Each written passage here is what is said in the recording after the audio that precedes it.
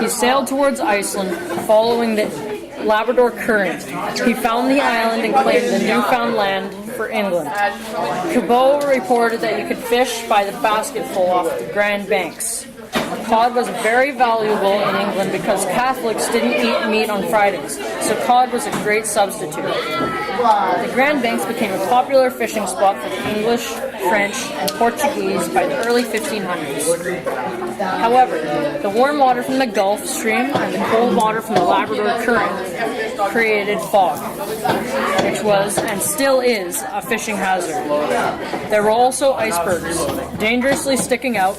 However, people still took these risks because they could make a fortune.